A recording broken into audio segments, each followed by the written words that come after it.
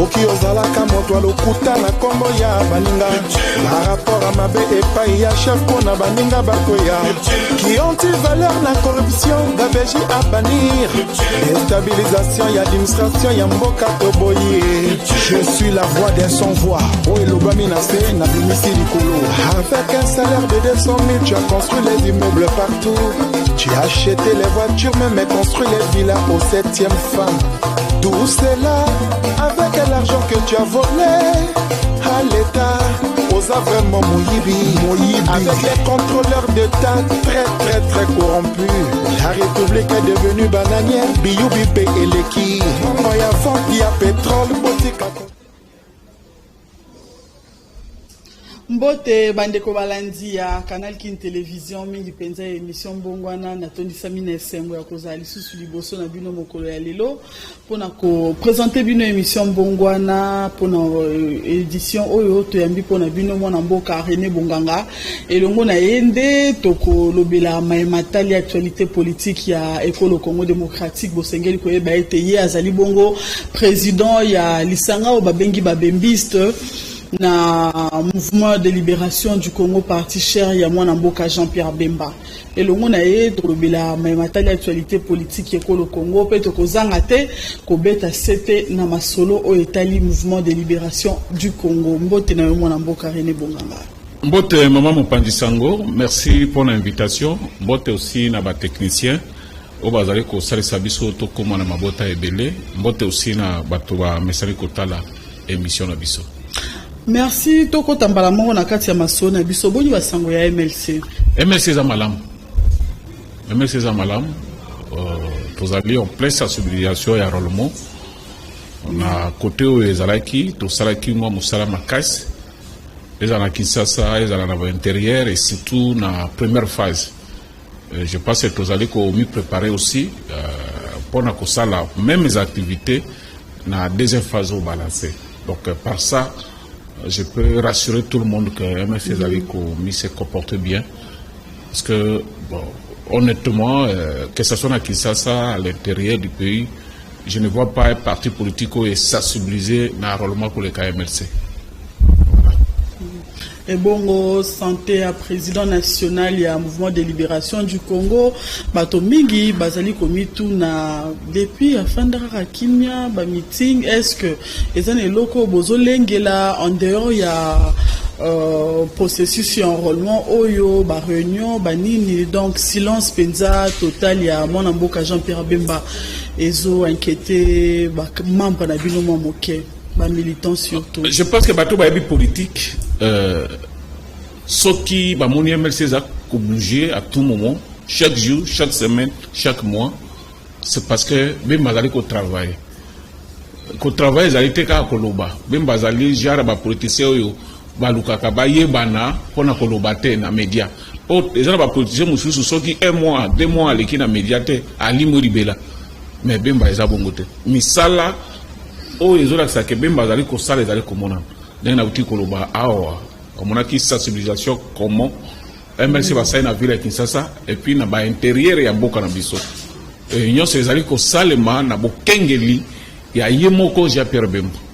Donc ce n'est pas les cas na TV à lobabo non. Akoko loba soki ezali kambo akolo. Mais soki ezali makambo po alobela parti na ye ba militant na ye je pense que ba canaux approprié ezali oh à tout moment to tanga kaye oh à tout moment to zoka ba orientation ou te panaye donc azali ko sala pe azali malamu azali pe la biso na Kinshasa a et ba sango ya babembiste to mona ki enrôlement le lengeni ni président babembiste ki ndaki longo na ba cadre na ye ba membre ya lisango babengi babembiste le lengeni ni bo mobiliser ki penza makasi makambo zali ko le kandengeni ni au sein ya babembiste. Merci beaucoup. Une fois, preuve de plus, là, ça que Bemba Fandinye te azali kosala. Bon, biso tozali ba bembiste, tozali kolanda o nyonso idole na biso alobaka bo sala bo to sali. Effectivement, ba bembiste na félicité bango d'abord pour nazali président na bango, ndenge ba accompagner kingai na Tchangu, ndenge yomoko uti ko témoin na bilili. ezalaki mpe nga mon côté. Après tokendaki mpe na Mwamba ya koaccompagner coordonnateur ya babembisi ya ville ya Kinshasa oyo abengami na kombo ya Philippe Ilongele. Tozali mpe na babembisi mosusu bakendeki na Bumba presque baimage koya, mosusu bakendeki Bongandanga, mosusu mpe bakendeki na Mai Ndombe. Je pense que tozali ko rassembler ba élément tokosala émission moko appropriée kozala exclusivement à roulement ya babembiste. Et par là, tu peux conclure que même pas fandi niete azali ko sala. Voilà. To kendembala moko na vu na masolo etali sécurité ya école Congo démocratique to monaki ministre sommet ya sécurité o esalemaki na Addis Abeba ya mwe 25 ki penza na likambo etali PP sécurité da chef de l'état na biso pe Félix Antoine Tshisekedi Tshilombo a représenté ki école Congo démocratique lecture na yo par rapport ya ministre sommet wana o babenda ki penza président ya Rwanda Paul Kagame Matoi na o etali ko soutenir ba rebelle ya M23. Merci beaucoup pour la question. Je pense que eloko biso nyonso ba congolais to ko yeba et que mboka na biso ezali victime na complot international. Pourquoi na koloba bongo? Parce que juste na tango indépendance Lumumba dénonçaka yango. Alors que la balkanisation du Congo c'est pour demain. Mobutu ayaki, Kasavubu ayaki, bakutanaki toujours na makambo na Kabila musée, Kabila fils et tout ça. Congo ezali d'abord victime pour na richesse na yango. O ezali ebele ba minerais par-ci par-là. Donc bato ba éviter ko bambaka no problème o ezali parce que bonabo. Soki balobi ke lelo problème on ezali c'est parce que Félix. Mais tant que ça imagine tango Kabila. C'était Kabila. Tant que ça imagine tango Mobutu. Donc, il faut que conscience na monsieur le non, tous allez victime à un complot. Tant que bisson yon se trouve conscience on a trouvé ba intokolo. Mais pendant qu'on revenir na mini sommet spécial où Salemaki na Addis Abeba, si ma mémoire est bonne, je pense que les alaki 36e sommet. Oyo en dehors de Congo balobaki makamusu, c'est-à-dire libre-échange pour l'Afrique, la frontière, la tête, tout ça, bien que quelques pays basés peu réticents, parce que sur 52 pays, ce serait que 40 et quelques pays vont ratifier le traité. Donc le débat est encore en cours. Je pense qu'avec l'État, tout le monde. Et en dehors de ça aussi, étudier qui requête, il y a 3 pays où ils ont été inscrits dans l'Union africaine, notamment Mali, Burkina Faso et puis Guinée. Pour un coup d'État. Réponse est négative que non, parce qu'on intégrer Bangote parce que qu'on encourager tout le monde à coup d'État et tout ça. Problème aussi c'est qui peut troisième point c'est qui passation à pouvoir entre le président en exercice sortant Macky Sall et le président entrant comorien. En dehors de ça aussi, pourquoi la benga qui spécial? Parce que le problème est à Congo, ils ont qui n'a qu'à diplomatiquement, tout le monde a que tout le monde a enregistré, moi, c'est sur le plan diplomatique. Pourquoi? Parce que depuis tout ce temps, c'est Rwanda, derrière ma Cameroun. Mais cette fois-ci, avec diplomatie, on a des consignes précises, vous allez déployer, parce que vous remarquez, chaque ministre congolais, au cours de la réunion, il faut dénoncer tout haut. Ils ont dit politique malade. Et là, ça commence à payer. Tant que Babandi quoi qu'il est pour Kagame, c'est dit, vous allez convaincu que c'est lui à la base. Et c'est quelque chose autre que saluer le régime Nabiso parce que dira Mouzé Kabila, Mouto Andimaïke, c'est le Rwanda, où a agressé Biso Azate. Natango ya Kabila fils. Mouto Andimaïke, c'est Rwanda à la base Azate. Mais cette fois-ci, tout le monde qui a condamnation, bien que les alliés suivis dans la sanction, les alliés, c'est des AEPA. C'est des AEPA, mais tout le monde qui va au-delà. Va au-delà, c'est-à-dire quoi? Va condamner ici, va sanctionner ici. Mais Rwanda bazali ko condamné, bazali ko sanctionné. Mais moi mboka prendre bonganga tango lobili kambuya bazo condamné ba russe bazo ça.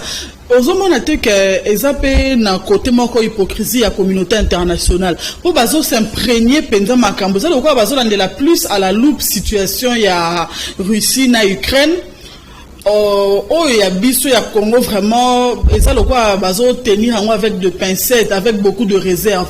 Or, ce qui total na ba bitumba wana mi balé. Oh, il y a Oumeleza ya Congo, il y a biso est commis déjà génocide pour bato ba koufi des milliers bazo continuer ko kufa mikolo na mikolo. Ce monde appelle que il y a hypocrisie na ngambo ya communauté internationale. Oh, bazo lo ba soi-disant le quoi bani ko soutenir, ça le quoi lande ba lo baka moto azo pelisa moto na seku na azo fula.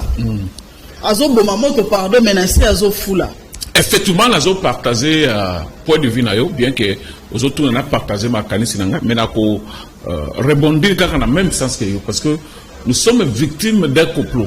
Nous sommes victimes d'injustice vis-à-vis la communauté internationale tous en yango. Ou tu peux c'est exemple moko vous allez très clair. Guerre ya Ukraine, bato ba commis pas même 1 million de morts. Mais tous on a ba aide combien? Europe a mobilisé. Mbongo azopesa bango. Biloko kolia azopesa bango. Armement, munitions, appui diplomatique bazali kopesa bango. Donc quelque part, communauté internationale azali unie derrière Ukraine. Mais c'est nous et là comment malongé je sale ma ezalité. Guerre et umeli. Bato baleki au moins 5 millions de morts. Personne ne fait allusion à ça. Vous comprenez? Il faut trouver bango que guerre oyo na lobaki yango tango lumumba bandai ko dénoncer yango ezalaki contre un petit pays comme le Rwanda, ezalaki contre la communauté internationale. Et cette vision ya bangona ça continue jusqu'à présent. Oui, beaucoup d'années. Mais bon, il y a plein de mindouk que vous savez ça Ukraine. Donc aux alliés qu'on subir même situation que Ukraine. Ukraine a agressé la Russie. Vous allez comprendre ça. Ukraine mindouk, mais RDC, vous allez couper ça.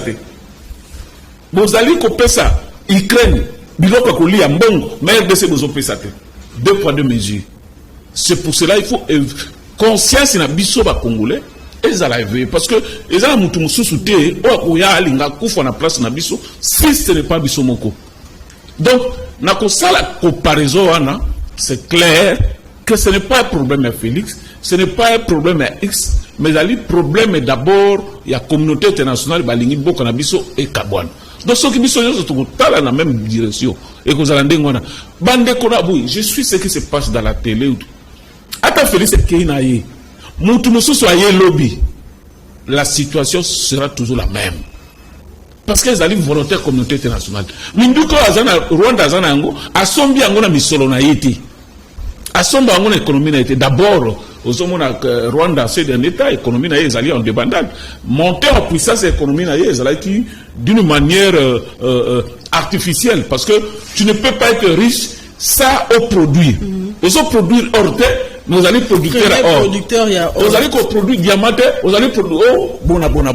Donc, les qui et l'okomoko imaginaire, na ba kila ya bato hors du sang et tout ça. Et maintenant, Congo a bandit ko kanga ba robinet, c'est ce qui fait que bitumba on y a toujours ma casse. Et ce n'est pas le Rwanda. Ce n'est pas le Rwanda, c'est la communauté internationale bazali derrière yé. Au moment que soka bimaki premier producteur ya or.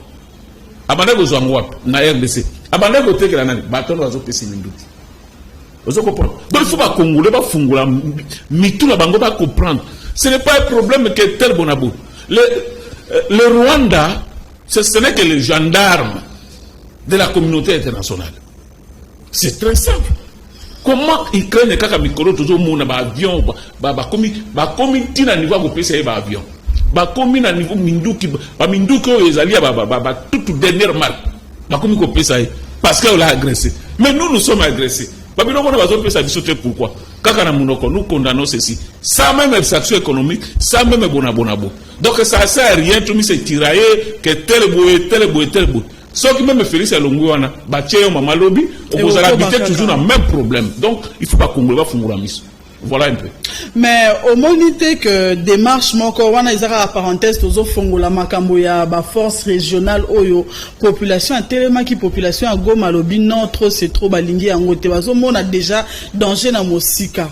Bakoya bafandi comme loko ya Monisco misolo ezo bimaka pona bango misolo wana olie ba renforcer baba ki sa salaire ba FRDC baba ki la bango ba bongisa ba conditions de vie na bango tozozo lisusu misolo wana kokende ko futa ba force moko ya bamboka ba pa ya pona koya ko soutenir biso. Or en soi ceux qui te lobby vraiment biso bana ya Congo to fanda ba kondi ba fanda ba ministre ya défense ba tunyo so ba fanda tozana makoki ya ko bunda. Soki mbongo ebimi ya kosomba mandoki mbongo ebimi ya kosala boya ko renforcer ko zwa penza armée ko tia ngona ba condition nyonso makambo ane kozala te zomona pete ke na ngambo mosusu population pa za na réseau ya ko revendiquer ko loba trop c'est trop boyi pona Monisco ba mona kika makambo ya malonga te siko force régionale lisusu ye lecture une rosala par rapport à démarche à population ya Goma. Merci mais on a rectifié le moko quand vous dites que bande ko na biso ya Goma te. Makambo ba tolo belate bande ko na biso Goma c'est comme si c'est une partie de la République. Tango bango ba temi biso pe na kisasa to temaka. Donc faut to la esprit bande ko na bazana ngo. Ba ko ebe ko kima bazongi na bango wao. Mais bazali ko lutter de façon que mboka na biso ekendete. Donc na kisasa wa il faut conscience ya bateau et telema. Et ça la terre bande ko ese bango bazo marcher bono biso to fandi non. Et donc, il faut tout marteler yango. Revenir sur Makamboye Asewana. Je suis d'accord avec la population. Pourquoi? Je m'explique. Monisco est une institution nene dans le monde entier. Et institution où il est Monisco na mbongo ou oni na mbongo na monde ezate. Parce que l'organisation union c'est toujours sous branche. Yaoni Yemoto azana mbonga ko soma minduki nyoso ya lingi. Mais pourquoi il ne le fait pas? Parce que bato ba décider kana Nations Unies, c'est toujours bato ba décider ka pona monde. Et bato ngo bazalaka pour bisote. Donc jamais ba ko pesa mbongo na bango na Monisco asala eloko moko boye pour sauver Congo. Mais pour na ko décourager Congo. Pourquoi on a pas si raison na bande ko na biso à est? Monisco a sali combien des années? Tout tourner toujours en rond. Si Monisco est mobile on dit que bazana bibundeli ya ko bunda sophistiqué qui na ko bunda na ba M23. Pourquoi? Parce que ayebi ke minduku yo M23 azana yango ezali minduku ya Rwanda te ezali minduku ya M23 te ezali ba pays puissant o bazana na Nations Unies bango bato bazali ko pesa minduku wana. Et tant que vous avez minduki wana bakolinga pete ke oni asomba minduki misusu sophistiqué abundisa minduki oyo bango bazali kopesa. Ozo comprendre? Monisco ya sali loko mokote. Sikoyo ba sous-branche, ba organisation régionale. Bako sala nini na esika oyo oni a échoué. C'est ça le vrai problème. Élément nouveau nini oyo ba force régionale wana bako yana yango et convaincre les Congolais que ça la plus mieux que ça. Et bandi le bilobe à Tolandi na 36e sommet. Oh, il faut la coalisation va trouver ça bon. Bazo le kana bon. Pour basomba minduki. Bako banda obundaka. Donc, moi je vois que c'est lost in time ndenge bandi baloba, c'est pas ce temps. Ozo mon. Il faut bisomoko to luka ba moyen na ndenge na biso, tout doté armée na biso. Tozali déjà ko recruter ba soldats. Tozali est belé. On est capable, tous même une armée à 1 million d'hommes. Ceux qui bazali bien équipés, bako sala quelque chose. Tous les latés mutumoko aya pour libérer biso. Mutaou talibanda ndima ko kufa na place na biso moko si ce n'est pas nous-mêmes. Donc les alliés illusion, je partage ce point de vue là, mais au moins on y a ce tokoloba dernier rapport des alliés gouvernement. Le gouvernement a décidé que le Cambo est allé boué. Bon, presque chef de l'État qui n'a pas idée à bien que non. Parce que, na bitumba, stratégiquement, pour mieux combattre l'ennemi, il faut l'approcher. Et comme tout le monde a dit que l'organisation Rwanda a 4. Bon, il faut que côté. Ceux qui ont bunda na 4. ozomona ye na ba réunion bakomi ko dénoncer ye ozomona azaki mal à l'aise na réunion ya 36 sommet oyo donc place nyonso Kagame ezokutana ezala na ministre ezala na chef de l'état ezala na un officiel congolais aza toujours mal à l'aise parce que bazali ko dénoncer en face et bandi ko payer résultat on a que bato bandi ko akile que tika et tout ça et soki to lubito na makambo susu propos oyo président angolais alobaki na ye au pleine réunion que yo motozali à la base ya ko déstabiliser Afrique centrale ozomona tango bakomi ko laxer misapi boy titi et kozala un jour batona ba ko lâcher les occidentaux sont comme ça bazaka na Mobutu ndengwana Mobutu il était puissant en Afrique mais kaka bango wana tango ba monique Mobutu oyo bato musu bakomi ko boye ba sai nini ba boye. Mais ce qui est important pour nous aujourd'hui, ce n'est pas de critiquer ou de faire quoi que ce soit. Tout raisonner de comment bon qu'on a besoin dans la kimia, comment on a besoin dans l'est, batika kokufa. Et par là, tout ça mutu musu souterre, on a que débiso pour makamone sil. À part le président de la République, le bas que vous allez congolais, au cas où le président étranger, mais si vous allez congolais, nama Béa Félix. Il mérite toujours soutien pour faire face à Makambona. Mais moi, je René Bonganga, pour nous ressources na basango o etali insécurité na est et le Congo. Na 36e sommet wana ba sengaki na Rwanda a interpellé bato ya ba rebelle ya zali ko soutenir ba M23 ba sengaki na bango ba cesser les feux. Mais bazoko bakaka na boye ba konzi FARDC ba beti loboko na mesa ba lobi na communauté internationale à cause de la témoin pambate M23 baboy ko kitisa mandoki bango balobi sikoyo bazo sala bazo bundana bango lokola mibali communauté internationale na ozaka na miso na epo na kotala ba décision ya boy o monite ke sengela ikozo makala kuna bino bozo solo na bino koto biso tozo ko baka ko beta. Madame j'ai fait l'armée que terroir n'est allé trop glissant o moni bitumba ba guerre on est aka nge football to talaka. Oko beta na mutu lelo yo po gagner. Lobi pe beaucoup tana ye pe betio. Après lobi beaucoup tana pe sali match nul. Ça a été toujours comme ça. Mais en ce qui concerne M23,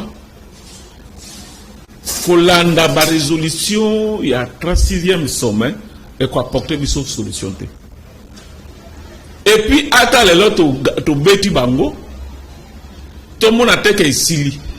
Il faut te préparer. Nous sommes déjà na kati bitumba mais ça bitumba moko ko sila leloté la preuve est que le même M23 to betaka bangoti bitumba sila bakimaki bazali na ba pays voisins ba yeli susu ndenge nini donc to mi préparer na bitumba en court et en long terme c'est pas aujourd'hui attention to beti bango lelo lobi bakei. Bakoya toujours. Il faut me préparer. Mon pays n'a pas pays organisé de la Rami. Tous allés dans 9 pays voisins. Il faut me s'attendre que et cause en a tombe mon ko etani pe 9 pays voisins wana ba telemeli biso. Sikoyo toko sala nini. Donc il faut te préparer que non. Ce qui Centrafrique est dérangé biso hein. Unité oyo comme s'occuper na bango s'occuper zali que bango tout ba menacer biso à la fois to bunda to raisonner ba terme wana soki Angola lelo a menacer biso to ko sala ni banani ba ko bunda na ye soki neuf pe wana et attaquer biso mbala moko to ko bunda ndenge nini donc to préparer armée na biso na vision wana que lelo ata neuf voisins ba telemili biso to faire face. Donc, focaliser moi, effort, pour la est, pour la non. Tu veux dire quand même, pour armer, déjà, ils ont la voilà, c'est comme ça. Donc, les alliés, projet mon à long terme, tout préparer. Ce n'est pas aujourd'hui ou demain. Mais tout préparer en conséquence. Maintenant, toujours peur de la négociation parce qu'il y a un conflit armé. Négociation c'est la stratégie belé. Au moins la mutu mususu wa ndimi teto négocier. Ils allaient pas avoir temps à mi préparer. Ami lengela. Neti M23 présentement pas en difficulté. On va mususu ba kota kiti et c'est comme munisiko bazalaki bazui ba population ko bomba bango na MONUSCO. Donc FARDC comment une difficulté ce to bombarder na MONUSCO et ko kufa ce to bombi ba soda oni to sali crime de guerre osomon s'occuper to bombi population to sali génocide osomon donc wabilo ko na total et en même temps bazali wana na ba Motorola bazo benga na ba turaya bazo benga to sali boye bino boya boye so bo komi boye bona bo. Donc il faut toujours donner la chance na armée na biso to zangi ba soda te madame ba soda bazali et bah soda ils sont prêts à faire quelque chose. Mais il faut quelques réglages. C'est-à-dire quoi? Bah conditions de vie na bango aussi. Il faut prendre en compte. C'est pas sérieux mon tazan à front. À mon téléphone de moi c'est na bengi. Nazana mona na kakokolo wa na hôpital ba pesi ordonnance mbongo ezate. Akubunda ndeni. Ozomon. Ozana front kuna mona na liboso bengi yo. Oh papa benga na classe. Et que ça la bien.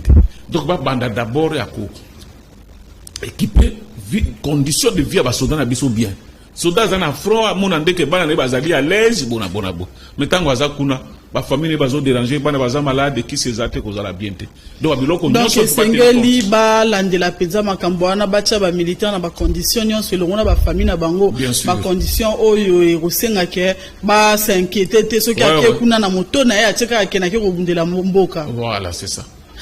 Moi la mboka René Bonganga affaire $100,000. En tout cas, Likambouana, Nabana ya mike, Nabato ya balabala, na moto ala ndakata etando eketa ala ndakaba information te, bazolo bele yango. Likambo ya $100,000. Comment mbongo, l'État kwa yuko bimsa mbongo boye. Bimsa mbongo en liquide, ezate ke no ba pesi ata chèque kene na banque ba exiger, te fongola compte bancaire, to virer, ko bimsa misolo boye facilement, sans pour autant ko vérifier.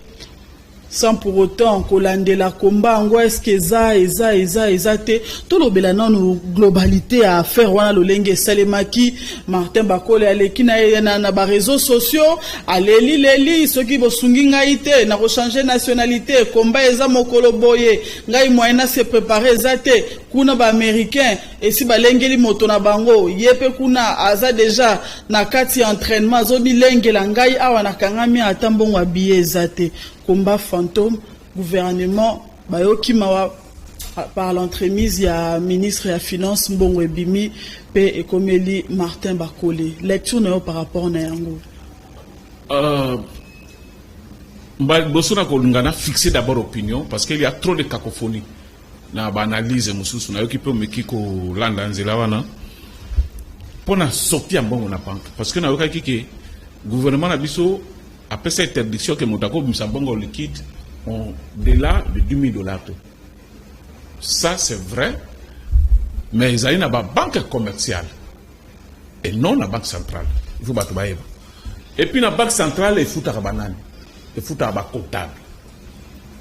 Ils allaient à chaque institution, ils ont un comptable qui ne cause bon la banque centrale.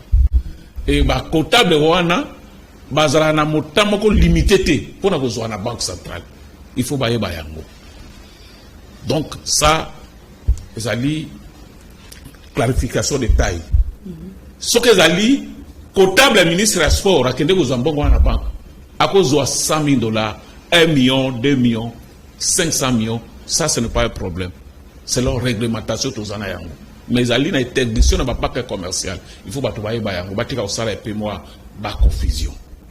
Mais le vrai problème, les alliés Sikoyo, wapi. Soubassement, Nini, Oyedaki, ministre des Sports, Akomela, ministre des Finances, Pombongwana, Ebima. Autre ébique, ministre, a quoi ajouter sur base, il y a un document, il y a un service. Par exemple, on a besoin de boxeur. Est-ce que Fédération congolaise et à boxe, bah comme la ministre, si oui, est-ce qu'on brandit document wana? Deuxième chose, Bakole, Azari ko appartenir à la Fédération congolaise de boxe. Selon les informations à ma disposition, non. Bon, document nini, on est d'accord que mbongo wana ebima. C'est ça ou question est wana? Tolo bakaka ministre mais bino pe ba journaliste bosungi biso te tomona ki camarade na bino pe moko wana journaliste investigation akoyeka ko de ministre tika nana to benga nano toyeba mais namona ki yo na za zo signer tout ça après tout moi a zubi a toboli ça c'est un bon wana et peut-être tango ba caméra et kende peme soke suka ikuna ndenge nini ministre subasumo ya mbongo wana azwaki yango wapi parce que soki Fédération congolaise de boxe communauté était pesa qui est produit et rapporté asala ki ndenge ni pombongo wana bim po bazwaka sirboye tout ya wana part. Est-ce que azali connecté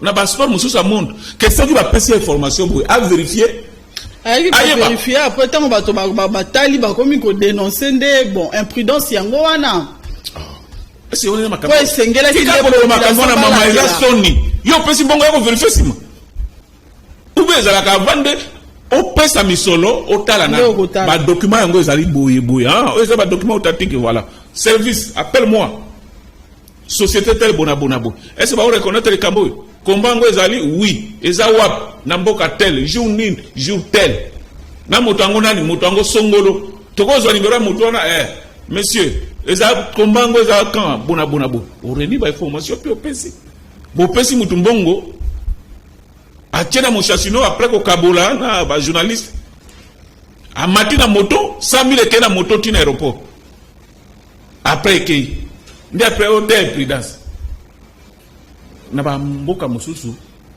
ministre Aswali na déjà démissionné na landi même conférence ya ministre ya finance oui place comme ministre ya finance alobi eteye a cédé na ba pression ya ba pression médiatique na ba réseaux sociaux na etindaki abimisa mbongo wana un ministre de finance a tenir ba propos ya modèle wana ridicule.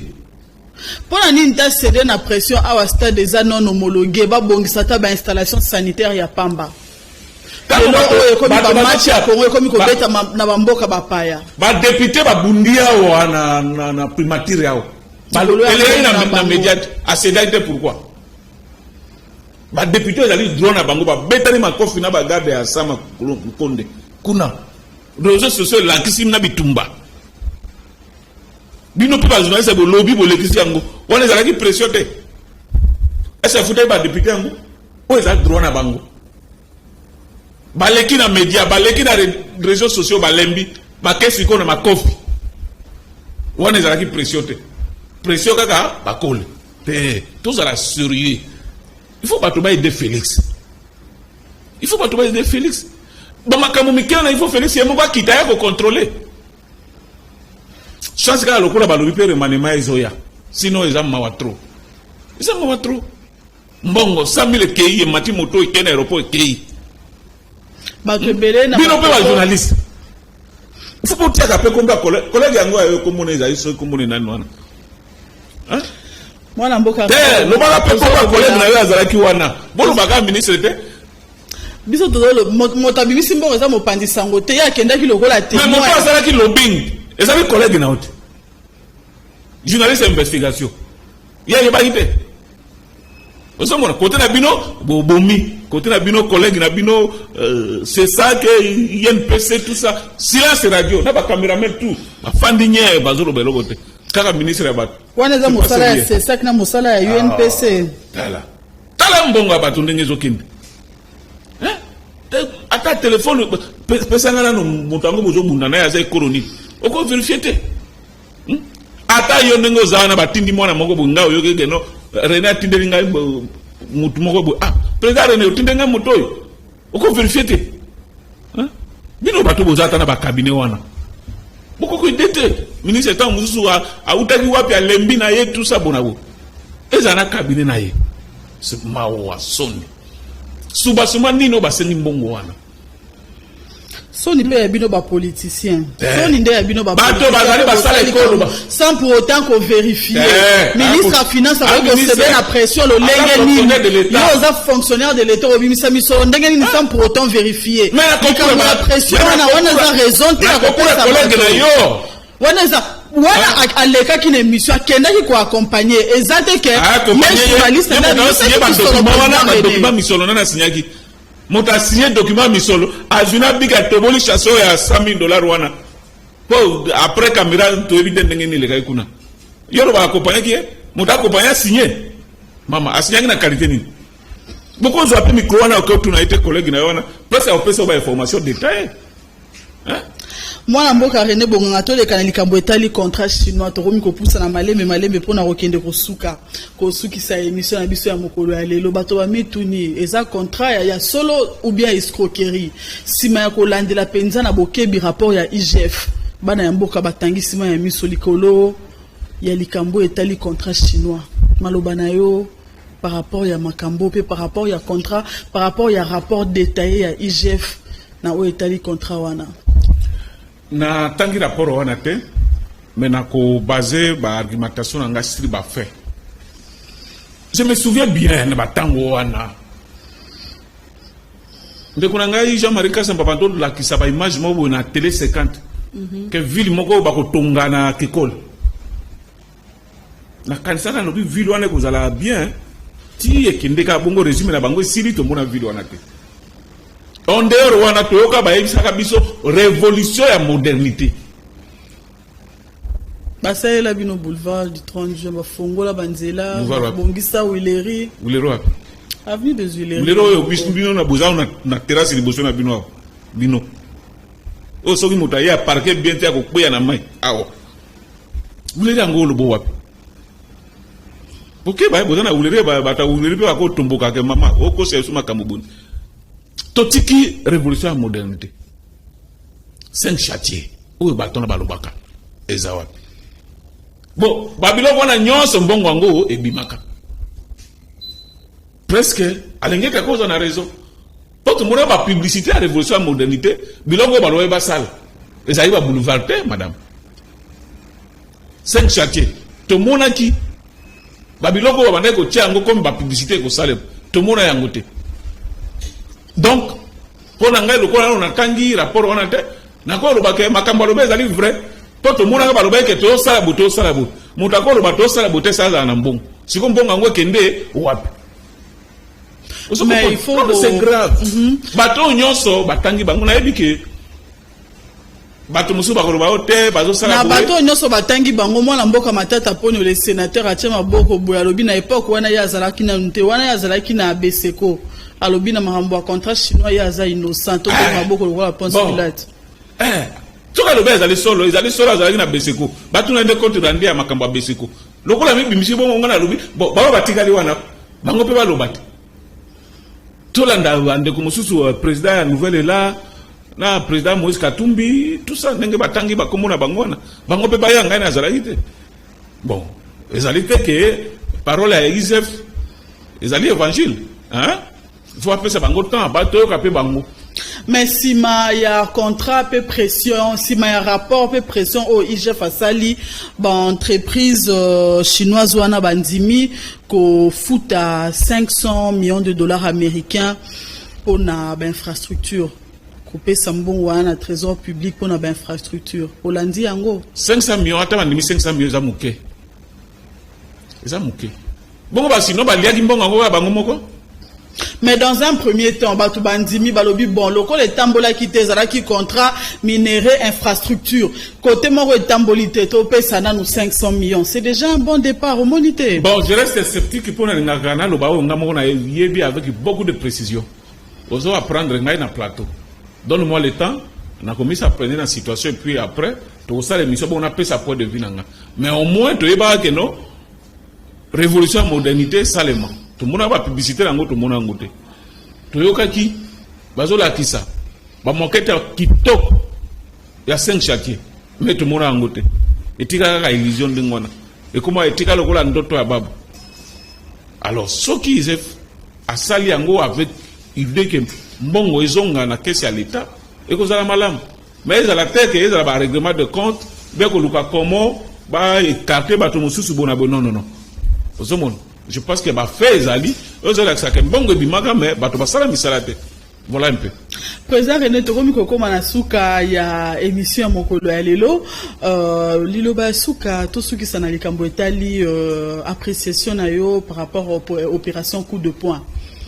Tomoni banzela na moi boye bato bazotambola na bango malamu na nzela moyeba kangama tout autour ya ba makada mezate pona nini kuna batie bakiti kuna meso ki tokomi kaka pokwa ndakisa ana nyango nzela ezozala tate bakiti ekangi balabala nyonso ka esika wana babukaki bakiti ezongi nzela ezate population ekomi su ko fofile koluka banzela ya koleka na kabamba bandeko ya barumbu pe balobi kabamba hitaga kote wana babuki kaka nini bafongoela bango de caniveau sika bato batonga ba béton.